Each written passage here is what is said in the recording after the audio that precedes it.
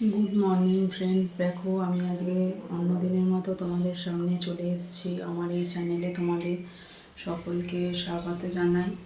তোমরা নিশ্চয়ই ভালো আছো, আমি ভালো আছি। কিন্তু আমি কদিন তোমাদের সামনে কোনো বড় ভিডিও নিয়ে আসতে পারিনি, তার কারণ অনেকগুলোই আছে। তো একে একে তোমাদের সঙ্গে আমি সবটাই শেয়ার করব। তো আজকে দুপুরবেলা রান্না বান্নার বলতে যেটুকু করা হয়েছে সেটুকু হচ্ছে, এখানে আমি ভাতটাকে ফুটিয়ে রেখে দিয়েছি। ভাতের এখনও ফ্যানটা ঝরানো হয়নি। আর এখানে কুকারে একটু মুগের ডাল আর একটু কুমড়ো সেদ্ধ করে নিয়েছি। এটা এখনও গরম আছে, হিটটা এখনও ওঠেনি বলে খুলতে পারিনি। আজকে যেহেতু বৃহস্পতিবার নিরামিষ, সেই জন্য এখানে দোকানে গিয়েছিলাম, একটু পোস্ত কিনে নিয়ে এসেছি। পোস্তটা ঢালার জন্য এখানে কৌটো নিয়ে নিয়েছি, এখনও ঢালা হয়নি। আর এখানে মিক্সিতে জলটা রেডি করে রেখে দিয়েছি, একটু পোস্ত বেটে নেব।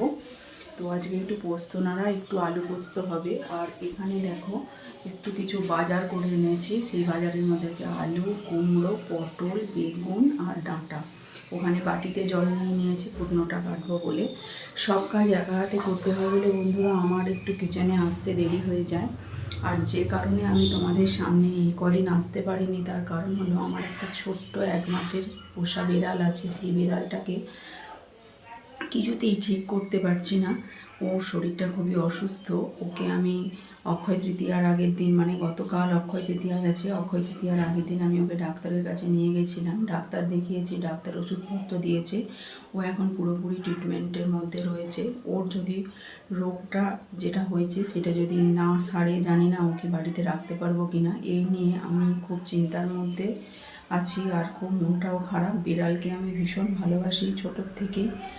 মানে কেউ মানে ছোট কুকুর বা পেট ক্যাট এরকম অনেকেই পশুপ্রেমী হয়, তো আমিও সেরকম বিড়ালকে ভীষণই ভালোবাসি।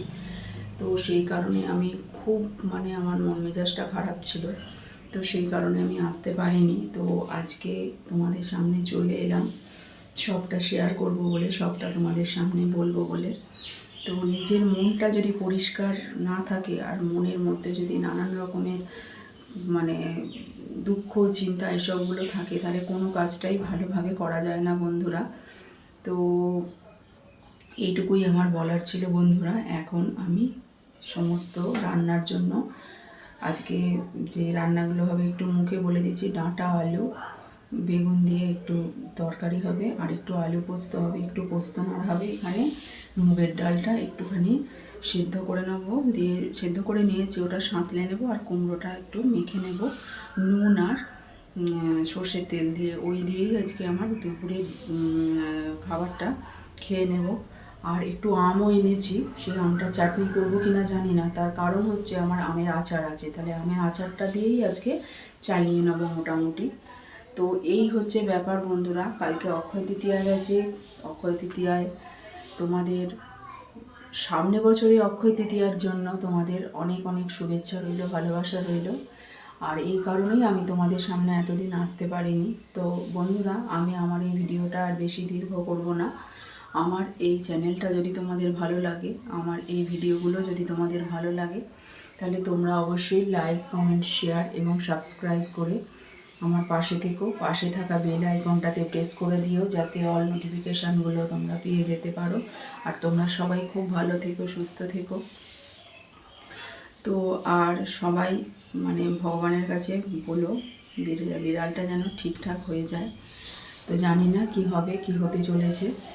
তো আমি আর বেশি বকবক করে ভিডিওটাকে দীর্ঘ করব না বন্ধুরা। তো ততক্ষণের জন্য তোমাদের সঙ্গে টাটা। আর আমি নতুন কোনো চ্যানেল, নতুন কোনো রান্না বা নতুন কোনো ব্লগ চ্যানেল নিয়ে তোমাদের সামনে আবার চলে আসব।